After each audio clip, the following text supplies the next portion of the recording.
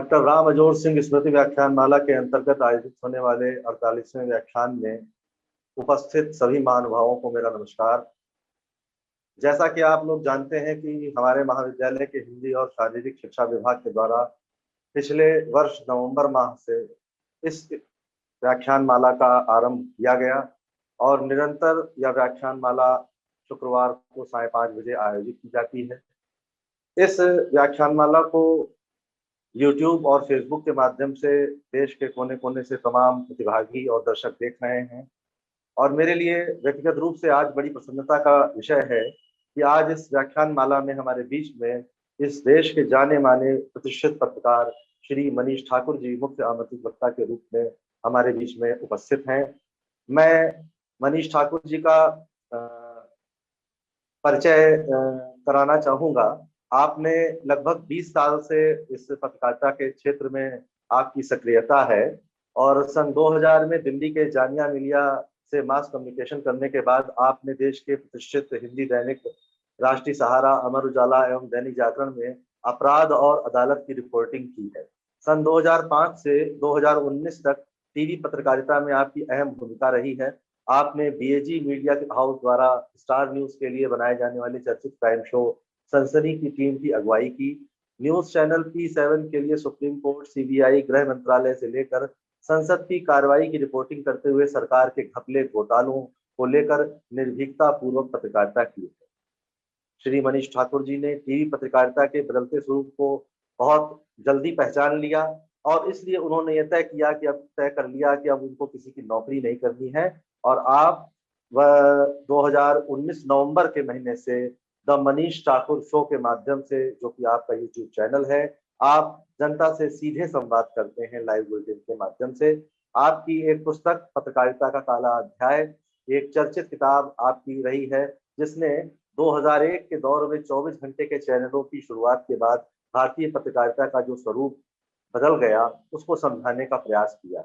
लोकतंत्र के में चौथे स्तंभ की जिम्मेदारी क्या है और एजेंडा के तहत पत्रकारिता के जुनून में क्या जिम्मेदारी निभाई गई है, यह किताब उसी पर एक तथ्यात्मक रिपोर्ट है। सोशल मीडिया के दौर में मेन स्ट्रीम मीडिया कहाँ है और उसके लिए चुनौती क्या है, इन चुनौतियों के सामने उसने संघर्ष किया या समर्पण, उन्होंने इस पर चर्चा की है। मैं उनका आभार व्यक्त करता हूं कि आपने हमारे अनुरोध को स्वीकार किया और इस कार्यक्रम को आगे बढ़ाते हुए मैं अपने महाविद्यालय के यशस्वी प्राचार्य प्रोफेसर सीताराम सिंह जी से अनुरोध करता हूं कि वह हमारे मुख्य आमंत्रित वक्ता का स्वागत करें। सर। धन्यवाद। प्रणाम सभी को मेरा। आज जवाहरलाल नेहरू PG कॉलेज बाराबंकी के हिंदी विभाग एवं शारीरिक शिक्षा विभाग के तत्वाधान में आयोजित डॉक्टर राम अजोर सिंह स्मृति व्याख्यान माला के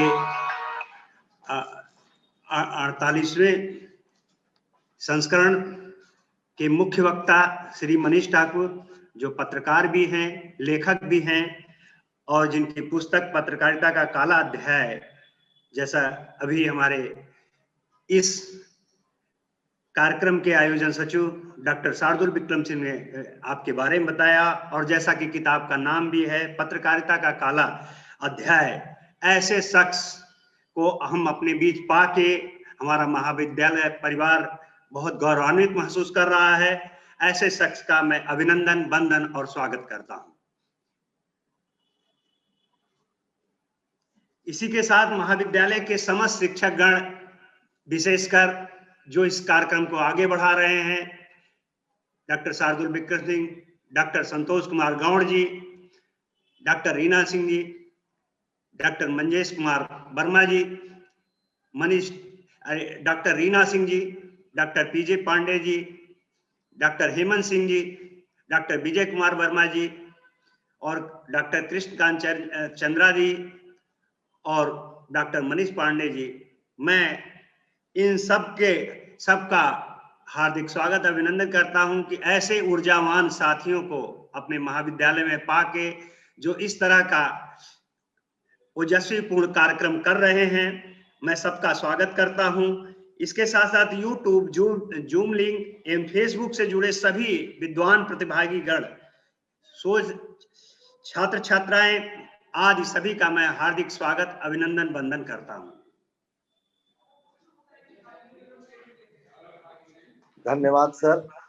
अब इस कार्यक्रम को इसके अगले सोपान की ओर बढ़ाते हुए मैं अपने मुख्य आमंत्रित वक्ता श्री मनीष ठाकुर जी से अनुरोध करूंगा कि वह आवें और आज के इस आधुनिक पत्रकारिता विषय पर कुछ हम लोगों के बीच में चर्चा करें। निश्चित रूप से ये चर्चा बहुत ही ज्ञानवर्धक है और होगी और महत्वपूर्ण होगी।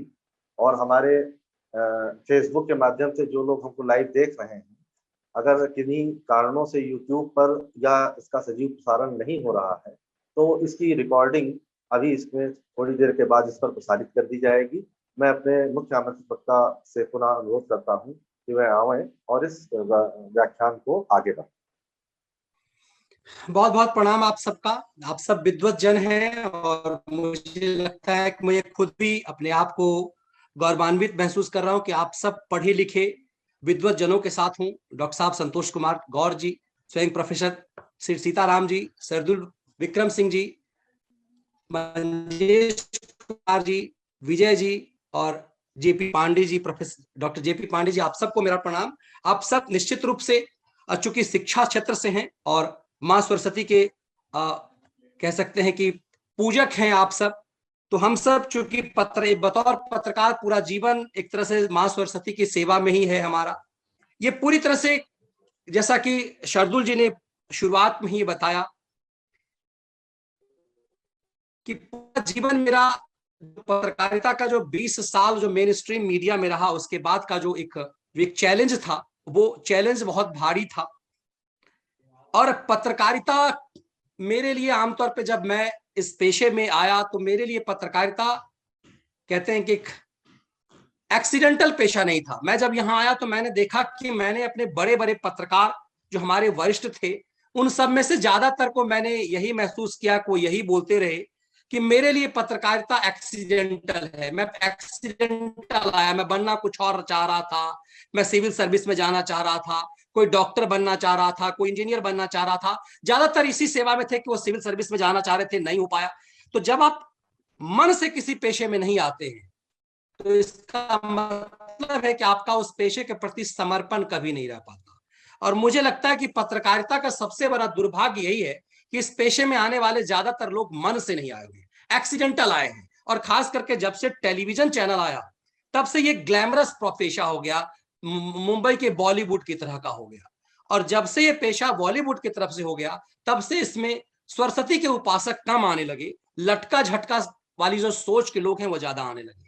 और मुझे लगता है कि पत्रकारिता का पतन वहीं से शुरू हो गया। और ये जो पुस्तक जिसकी बात शार्दुल जी कह रहे थे, ये किताब मेरे हाथों में है, पत्रकारिता का काला अध्याय। और जब इस किताब के बारे में हम आपसे चर्चा करते हैं, पत्रकारिता का काला अध्याय लिखने की प्रेरणा हमें कहां से मिली, क्यों मैंने लिखा और क्यों मैंने मेन स्ट्रीम मीडिया छोड़ करके फैसला किया। अंतिम समय जो मेरे इसमें से जो कोई यदि व्यूअर्स होंगे, जो मनीष ठाकुर शो के रेगुलर व्यूअर्स होंगे, वो जानते होंगे कि ये किताब जब हमने लिखी थी उससे पहले और उसके बाद भी हमने अपने आप को जॉब से अलग किया हुआ था। लास्टली जब हम यूट्यूब चैनल पे आए तो हम लास्टली ईटीवी जो देश का एक सम्मानित पत्रकारिता का संस्थान है, उसमें दिल्ली में राजनीतिक पत्रकारिता की जिम्मेदारी मेरे पास थी। और चूंकि उसका हेड ऑफिस हैदराबाद में है तो यहाँ मेरे पास बड़ी जिम्मेदारी थी। और उसी समय मैंने, चूंकि मुखर में हमेशा रहा, सोशल मीडिया का दौर था तो मैं फेसबुक पे तो लिखता ही था, यूट्यूब पे मैंने कुछ वीडियोस अपने जो मैं चैनल पे नहीं बोल सकता था वो मैंने यूट्यूब के माध्यम से बोलना शुरू किया। उस समय ना तो मेरा चैनल मोनेटाइज हुआ था, ना इससे कोई आर्थिक लाभ की संभावना मुझे दिखती थी। ना ही मैंने ये जाना था कि इससे कोई आर्थिक मतलब आप इससे अपना रोजी रोटी भी चला सकते हैं यूट्यूब से, इसकी जानकारी नहीं थी। और उस समय कोई पत्रकार ये काम कर भी नहीं रहा था। लेकिन मेरे कुछ वीडियो चूंकि कुछ ऐसे चैनल के संपादकों के खिलाफ थे जिनका जो इस पूरे पत्रकारिता में जिनकी मठाधीशी है, कहा जाता है कि उनका पूरा कंट्रोल है और उनके पूरे चेले चपाटे अलग अलग चैनलों में संपादक बने फिरे हुए हैं, उनका विरोध हुआ कि आप पत्रकारिता के देवता समान प्रणय राय के खिलाफ कैसे बोल सकते हैं? मेरा उनसे सवाल यही था कि पत्रकार प्रणय राय आपके लिए देवता हो सकते हैं, मेरे लिए कैसे हो सकते हैं? और मैं जिस संस्था के लिए काम कर रहा हूं उस संस्था के किसी मालिकान के खिलाफ, उसके एडिटर के खिलाफ तो मैंने कुछ बोला नहीं है, जो नौकरी का रूल है उसके खिलाफ। इन तमाम चीजों को देखते हुए जब विरोध हुआ तो एक वक्त, एक समय ऐसा आ चुका हुआ था कि मुझे लगा कि अब मैं नौकरी नहीं कर सकता। इससे पहले भी सामान्यतः ऐसा हुआ कि मैं बाकी नेचर का रहा और मेरे साथ ये समस्या होती रही। तब हमने ये महसूस किया कि मुझे अपने व्यूअर्स को, अपने पाठक को वो सच बताया जाना चाहिए जो पत्रकारिता के अंदर है, जो उसकी काल कोठरी के अंदर है, और अब तक जिस पे चर्चा नहीं हुई है। ये पुस्तक पत्रकारिता का काला अध्याय जो कपोत के द्वारा ये प्रकाशित हुआ, मुझे लगता है कि पत्रकारिता में बहुत सारे पत्रकारों ने किताब लिखी और उसमें लगभग 90% पत्रकारों ने जो किताब लिखी है वो उन्होंने अपनी रिपोर्टिंग का सार लिखा है। यदि सुप्रीम कोर्ट में राम मंदिर का जजमेंट आया तो सुप्रीम कोर्ट के रिपोर्टरों ने राम मंदिर के जजमेंट में कैसे कैसे सुप्रीम कोर्ट की हियरिंग हुई उसको लिखा। पॉलिटिकल संपादकों ने ज्यादातर अपने पॉलिटिकल यात्राओं को लिखा, इंटरव्यू का संग्रह लिखा। ये किताब अपने आप में बिल्कुल अलग है जिसमें पूरी पत्रकारिता का काला चिट्ठा खोला गया है। और मुझे सबसे ज्यादा आपत्ति इस बात से होने लगी जब ये चर्चा होने लगी लगातार कि ये भक्त पत्रकारिता है और ये एक ऐसी पत्रकारिता का दौर है जिसमें पूरी पत्रकारिता सत्ता की चाकरी में लगा हुआ है। हमने महसूस किया कि जब हम पूरी वीडियो और इस किताब को जब आप महसूस करेंगे, जब आप पाएंगे, इस किताब में पूरा वो कोर, वो चीजें हैं कि कैसे 2000 से लेकर सन 2000 जब टीवी चैनल अपनी बाल्यावस्था में था तब से लेकर 2020 की कहानी है। बेसिकली ये किताब 2000 से लेकर 2020 की कहानी है और वो सब चीजें हैं जो पत्रकारिता के बाहर के लोगों के लिए एकदम से अनजान सा है कि कैसे रिपोर्टिंग होती है, किस तरह से बड़े बड़े घाघ संपादक कैसे ऊपर ऊपर ही पी जाते हैं, कैसे 2G स्पेक्ट्रम में सर एक समय में मनमोहनी सरकार, जिसे हम कहते हैं सोनिया गांधी की मनमोहनी सरकार, कैसे न्यूज चैनलों के अंदर मंत्रिमंडल बनता था, कि राडिया टेप में सामने आया।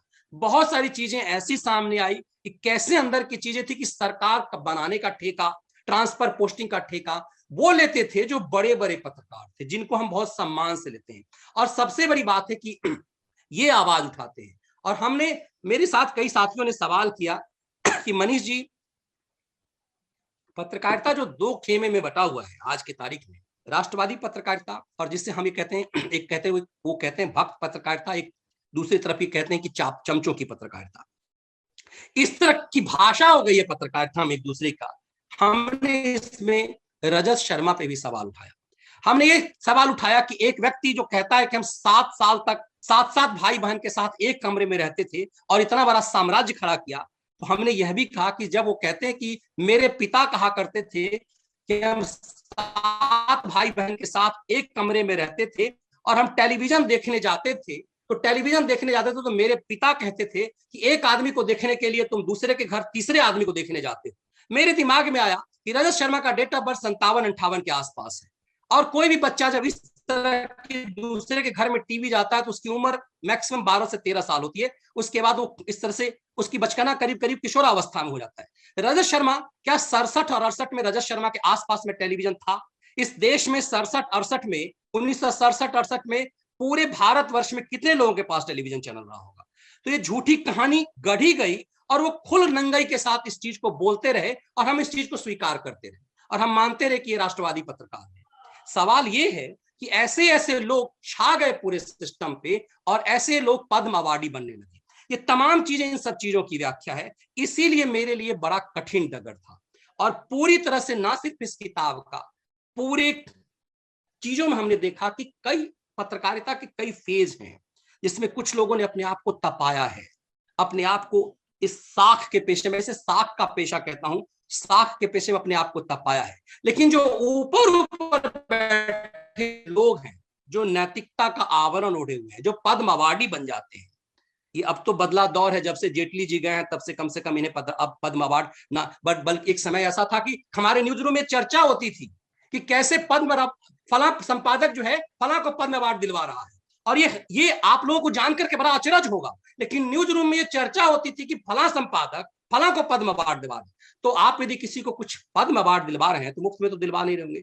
आज आप देखिए पिछले 3-4 सालों से, 3-4 साल, 7 साल मोदी सरकार का हुए, मैं 7 साल की बात नहीं कर रहा हूं, 3-4 सालों में पद्म अवार्ड का चरित्र पूरी तरह से बदल गया है। ये चीजें कोई लिखने वाला नहीं, कोई बता नहीं रहा है, इस पे चर्चा नहीं हो रही है कि ये चीजें क्यों हुई, कौन था जो क्या, ये तमाम अवार्ड सौदेबाजी की कैसे थी। क्योंकि जब आप ये बोलेंगे तो आप पेशे में रहने लायक नहीं रह जाएंगे। इसीलिए पूरे पक्ष को हमने एक एक चीज को इसमें उठाया है, वो चीजें जिसपे कभी चर्चा नहीं होती। चर्चा इसलिए नहीं होती कि हम जो बाहर के लोग हैं, अब आप लोग शिक्षा जगत से हैं, शिक्षा जगत में जो कुछ भी होता है यदि आप नहीं सच के आपके तरफ से नहीं आएगा तो कोई जान नहीं पाएगा। और खास करके उस पेशे के बारे में जो दुनिया को बताता है, उसके बारे में कौन बताए। इसीलिए मुझे लगता है कि इस पुस्तक को लिखने की जरूरत थी। जो कई सवाल हुआ है कि इस पुस्तक को लिखने की जरूरत क्यों थी, और इसीलिए पहले 1 महीने में ये आउट ऑफ स्टॉक हुआ। उसके बाद चूंकि मैं प्रवास पर रहा, घर पे मेरा ज्यादा रहना होता है, मैं बिहार में अभी भी हूँ, हो सकता है कि वीडियो और ऑडियो में थोड़ी सी समस्या हो क्योंकि वाईफाई की सुविधा नहीं है। तो मुझे शरदुल जी ने जब कहा था तो मैंने कहा था उस समय वापस मैं नोएडा चला जाऊंगा तो उस समय सुविधाजनक होगा, मगर मुझे कैंसिल कराना पड़ा टिकट किसी कारणवश, और मैं अभी यही हूँ। लेकिन मेरे लिए चैलेंजिंग ये बहुत कम लोग उठाते। जिस समय मैं यूट्यूब को अपना माध्यम बनाया, मेरे लिए मुश्किल था कि मैं अपना घर कैसे चला पाऊंगा। मिडिल फैमिली के लोगों के लिए सबसे बड़ी समस्या ये होती है कि आप बागी तो बन जाएंगे लेकिन आप परिवार कैसे चलाएंगे। मेरे लिए बहुत बड़ी समस्या थी, और उस समय मेरा कोई एक साथी नहीं था जो ये कह सके कि इससे हो सकता। एक साथी, एक मित्र थे जो प्रिंट मीडिया से आए हुए थे, टेलीविजन का तो बहुत हद तक जो है हमने एक दूसरे को बहुत कुछ सिखाया है। तो उस हिसाब से मुझे, मेरे लिए वो भी एक कह सकते हैं कि एक मजबूत कड़ी थे, जिन्होंने मुझे कहा कि आप यूट्यूब पे यदि आ जाएं, आप यदि फ्रीली जर्नलिज्म करें तो आप ज्यादा बेहतर करेंगे। और मुझे लगता है यही कारण है कि आज जो मैं आपके साथ बैठा हूं, ये सीधे भगवान राम का आशीर्वाद है। मैं सीधे मानता हूं भगवान राम का यह आशीर्वाद है कि हम राम मंदिर में थे, प्रभु राम के मंदिर, प्रभु राम की सामने थे, और शार्दुल जी और उनके साथी थे, और उन्होंने कहा आप मनीष ठाकुर हैं क्या। अब सोचिए कि ये मुझे लगता है कि ये भौचक कर, और ना उस समय ना शार्दुल जी के पास मोबाइल था, ना हमारे पास था, किसी के पास, क्योंकि वहां मोबाइल जब्त हो जाता है। और कमाल ये देखिए कि हमारी मुलाकात फिर राम मंदिर के बाहर हो गई। ये सब भगवान राम का प्रसाद है, और इसीलिए मानता हूं कि आप हर चीज, आप कुछ भी नहीं करते, सब कुछ तय होता है। आज इतने विद्वत जनों के बीच यदि मैं भी बैठा हुआ हूं, आप सब विद्वान लोग हैं, हम एक मजबूती से कुछ ना कुछ ऐसा कर सकते हैं सब लोग मिलकर के। और मुझे लगता है कि ये व्याख्यान राम का प्रसाद है।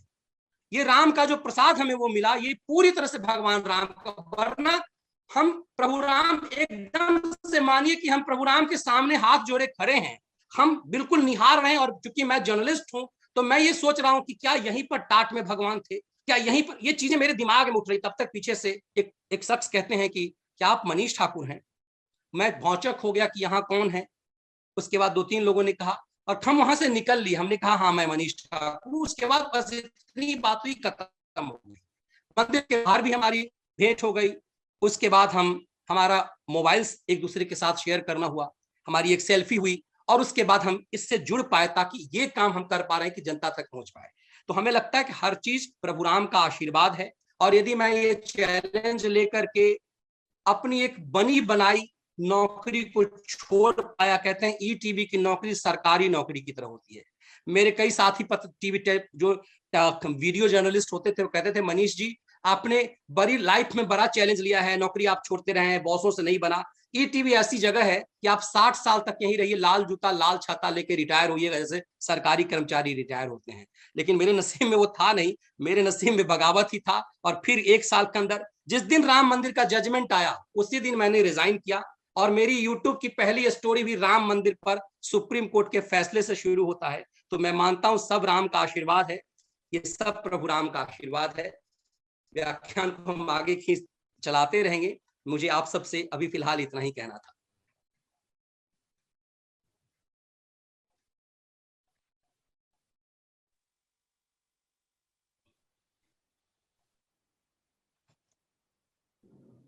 धन्यवाद मनीष जी। आपने अपना बहुमूल्य समय इस कार्यक्रम के लिए दिया। अब मैं इस कार्यक्रम में, जो कि इसकी समाप्ति की ओर है, अपने हिंदी विभाग की associate professor doctor Reena Singh ji से अनुरोध करूंगा कि वे इस कार्यक्रम में औपचारिक धन्यवाद ज्ञापन देते हुए इस कार्यक्रम के समापन की घोषणा करें। बहुत बहुत धन्यवाद डॉक्टर शार्दुल विक्रम सिंह जी। और निश्चित रूप से अभी मनीष ठाकुर जी ने जैसे बताया कि पत्रकारिता हमारे जीवन की, हमारे समाज, हमारे संस्कृति और यहाँ तक कि संपूर्ण विश्व में जो हलचल है, जो गतिविधियां हैं, जो क्रियाकलाप हो रहे हैं, एक साफ सुथरा दर्पण है। हम विश्व के इतिहास पे यदि दृष्टि भी डालते हैं तो हम ये पाते हैं कि विश्व में जितनी वैचारिक क्रांति हुई है उसका महत्वपूर्ण दायित्व पत्रकारिता के ही कंधों पर रहा है और उसने महत्वपूर्ण, बहुत ही बेहद ही संजीदगी के साथ उस दायित्व का निर्वहन भी किया है। तो इस दृष्टि से हम पत्रकारिता के महत्व को अक्षुण्ण मानते हैं, उसका महत्व निश्चित रूप से है। मुझे लगता है कि अब तक का हमारा ये 48 व्याख्यान हो चुके हैं। यदि पत्रकारिता पे यदि हम बात न करते तो हमारा जो साहित्य और पत्रकारिता का वो संबंध है वो शायद हम अपने शोध छात्र छात्राओं के सामने प्रस्तुत न कर पाते। आपने अपनी पुस्तक पत्रकारिता के के काले अध्याय पर भी आपने बात की। मनीष जी, मुझे भी लगता है कि 40-50 के दशक की जो पत्रकारिता थी, धीरे धीरे उसमें किस प्रकार गिरावट आई है। और जैसे कि आपने बताया कि 2000 के आसपास ये जो लटके झटके वाली जो पत्रकारिता आ गई है, कहीं ना कहीं वो सच छिप के रह जाता है। जो सच है, जो संवेदनाएं हैं, जो दर्द है, जो अनुभूतियां हैं, उस चकाचौंध के पीछे छिप कर रह जाती हैं। निश्चित रूप से तब पत्रकारों का दायित्व और बढ़ जाता है कि हमको अपनी बात को बड़ी ही सपाट बयानी के साथ, बड़ी ही बेबाकी के साथ लाना होगा। हम महाविद्यालय परिवार की ओर से मनीष ठाकुर जी आपका बहुत बहुत आभार व्यक्त करते हैं कि आपने हमारे निमंत्रण को स्वीकार किया और अपना बहुमूल्य समय हमें दिया। बहुत बहुत आभार आपका। साथ ही साथ मैं महाविद्यालय की यशस्वी, ऊर्जावान और रचनात्मक गतिविधि में अभिरुचि रखने वाले प्रोफेसर सीताराम सिंह जी सर का बहुत बहुत आभार व्यक्त करती हूँ, जिनके की कुशल मार्गदर्शन में हम इस व्याख्यान माला का आयोजन कर पाए। साथ ही साथ मैं महाविद्यालय के वरिष्ठतम professor doctor Sanjay Agarwal sir ji, doctor Anil Srivastava sir ji, doctor Shardul Vikram Singh ji, doctor Vijay Kumar Verma ji, doctor Krishnakant Chandra ji, doctor Santosh Kumar Gaur ji, engineer Manjesh Kumar Singh ji का भी बहुत बहुत आभार व्यक्त करती हूँ कि आप सतत हमारे साथ इस व्याख्यान माला में जुड़े रहे। साथ ही साथ जूम ऐप से और यूट्यूब एवं फेसबुक लाइव से जो विद्वान साथी और शोध छात्र छात्राएं हमारे साथ जुड़े हैं, उनके प्रति भी मैं बार बार बहुत ही हृदय की अनंत गहराइयों से आभार व्यक्त करती हूँ। और एक बार पुनः मनीष ठाकुर जी को आभार व्यक्त करते हुए मैं इस कार्यक्रम के समापन की घोषणा करती हूँ। बहुत बहुत आभार मनीष ठाकुर जी। प्राचार्य जी को नमस्ते। बहुत धन्यवाद आप सबका, बहुत बहुत धन्यवाद।